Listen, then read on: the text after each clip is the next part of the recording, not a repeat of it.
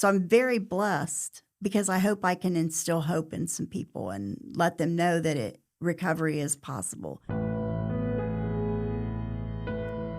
Hello and welcome to the Dr. Suzette Glasner Podcast. Don't forget to subscribe to my YouTube channel if you're learning something valuable from my videos. Also, please feel free to email me any questions, comments, or suggestions for future guests or topics you'd like to see covered at askdrglasner@gmail.com. So today I want to spend some time talking about gratitude. It's that time of year. We're just around the corner from Thanksgiving. That came up fast. And we have this sort of prompt to think about gratitude because of the nature of the Thanksgiving holiday, but it's really something that ideally we would incorporate into our daily lives at all different times of year because we know there are so many mental health benefits to being grateful. And there's a lot to unpack there. I'm going to unpack a little bit of it today in relation to a recent interview I did with JD Vance's mom, Beverly or Bev Vance Aikins. And we spoke about her addiction recovery after a 15-year addiction to opioids. If you haven't seen that interview, you should definitely check it out. There's a lot to be learned from Bev. And one of the things I just wanted to reflect upon was the way that gratitude came up in our conversation multiple times. Though she didn't name it gratitude every single time, it played a significant role in her recovery and really in her life journey and in the rebuilding of a meaningful life. In many ways, that's not surprising because there have been studies on gratitude in various forms that show that people who experience and practice gratitude have better mental health and they have more sustained recovery from addiction. So people who practice gratitude or experience gratitude are more likely to remain sober 6 months after they've completed treatment than people who aren't so grateful. So I want to talk a little bit about why that is. One of the interesting things about my interview with Bev and the ways that gratitude came up was that sometimes when she spoke about it, she didn't call it gratitude per se. There were moments when she said that she was blessed. So I'm very blessed because I hope I can instill hope in some people and let them know that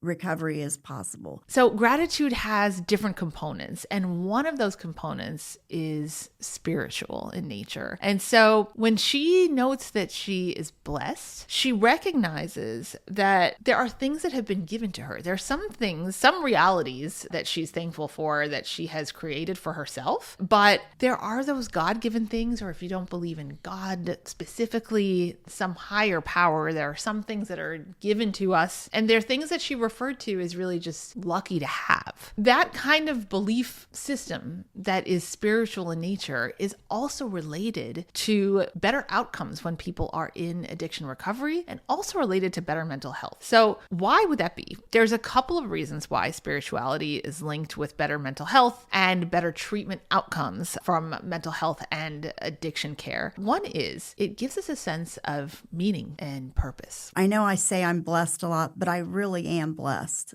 I just couldn't imagine my life getting any better. Your life has meaning and purpose now. It does. Spirituality also gives us a way of coping with challenging times in life or challenging situations that arise. People use as sort of an outgrowth of spirituality, prayer, meditation, and even mindfulness as a way of coping with adversity. And for many people, it works. Not for everybody, but for many people, it's very effective. And then finally, being spiritual can also lead us to a very rich form of social support, because if you do it in the context of a spiritual group or a religious group, you find other people who you can connect with around this theme of spirituality in your life. And we know from lots of research studies that recovery from both mental health and from addiction in particular is very much enhanced by the presence of quality social support. So not just a lot of people around you necessarily, but people who share common bonds with you over different things, whether that's other people who are in addiction recovery or mental health recovery, or whether that's other people who believe in some of the same spiritual practice or share the same spiritual practices that you do. Those are a couple of the reasons why spirituality actually helps people to stay more psychologically healthy and resilient in the face of the very natural ups and downs and struggles that we all have to encounter and face in life. So there's a second component of gratitude that is really connected to mindfulness. And not everybody knows what mindfulness is. So I'll give you sort of a high level definition of mindfulness. And mindfulness is a particular way of being present and paying attention to your moment to moment experiences in life. You're doing it in a way that's not judgmental necessarily, which does take a lot of practice for people, but it's a way of paying attention and constantly observing one's experience and really kind of like getting in touch with what it is that you're feeling mentally, emotionally, psychologically, and even physically. Something that Bev spoke about that really links to this mindfulness component of gratitude is about what she notices is good about her life. So she talks a lot about the little things, about things that are maybe a little bit mundane to most people, about making the decision to walk her dog, the things that are crossing her mind on a day-to-day basis now that she's free from the obsession with acquiring, using, and recovering from opioid use. So these may seem like little things, but they're actually bigger than they sound because they're tied to her physical and mental health. Being on this side of recovery is so amazing. It's amazing to get up every day. And like I used to get up and the first thing I thought was, who do I have to sleep with today? Who do I have to manipulate today? Now, the first thing I get up and I think of is, I wonder if Belle feels like taking a walk this morning. Belle is my dog. And that's such a good feeling. That's something that requires a degree of mindfulness to be able to pay attention to and notice the little things that are happening in your mind, in your body, and in your sort of day-to-day life that you have to be grateful for. So I encourage you to practice noticing all those little things. The ability to walk, the ability to eat, like things that not everybody has, but you have to really tune into what's happening moment to moment. And all of us are so distracted with our cell phones and the multiple sources of stimulation that are competing for our attention all the time. So sometimes it takes deliberate effort to notice what's happening moment to moment and pay attention closely enough to notice what it is that we have to be grateful for. But we know that with that regular practice of mindfulness comes a lot of mental health wellness, resilience, even brain changes in the face of mindfulness and mindfulness meditation. So there's one aspect of gratitude that researchers have done a little bit more in-depth analysis on. And there really is more to it than just saying thanks, especially for people in recovery. People in recovery who experience gratitude are often also in a process of self-forgiveness, and they really go hand in hand. So in Bev's case, she really had to come to terms with some of the ways that she had hurt her family in the course of her addiction, the impact that her addictive behaviors had on the people she loves. And she really wrestled with guilt and shame, which is something that is not uncommon among people who are trying to overcome their addictions. They were just kids, and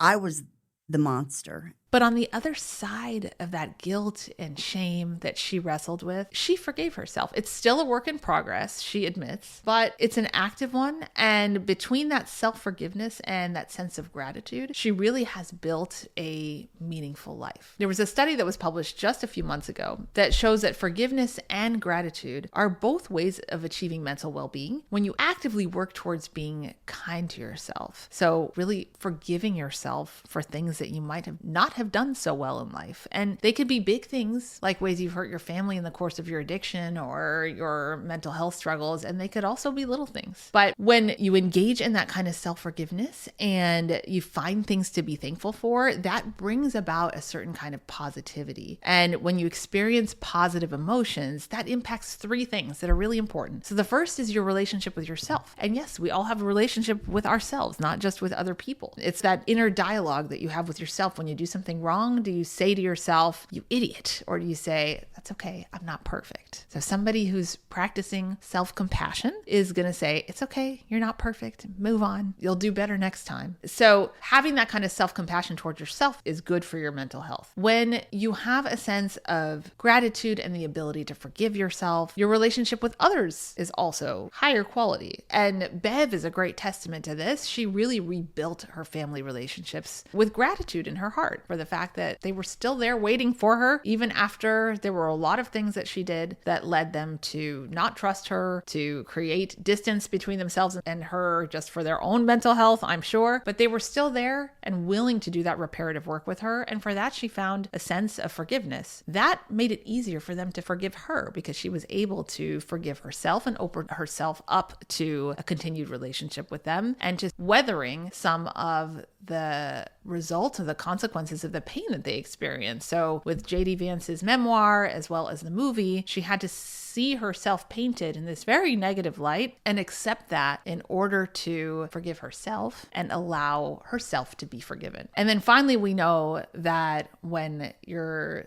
actively working towards being kind towards yourself, that also impacts your ability to be spiritual. And we know that spirituality improves people's outcomes from treatment for addiction. So it really helps with recovery. People get clean and sober any number of ways. And I just find that I really talk to God a lot and just ask him where I should be, what I should do. And when I'm completely still, I hear the answer. That's amazing. And I want to talk a little bit about self-compassion just for a moment as we wrap up. So we all know what compassion is. Compassion is being aware of and affected by the suffering of other people and feeling kindness toward their suffering and attempting to be helpful. And so if you think about that all directed towards oneself, self-compassion is when you're being caring and compassionate towards your own suffering and distress, and you're approaching yourself with kindness and understanding and recognition that all of us humans are imperfect and make mistakes. And I like this quote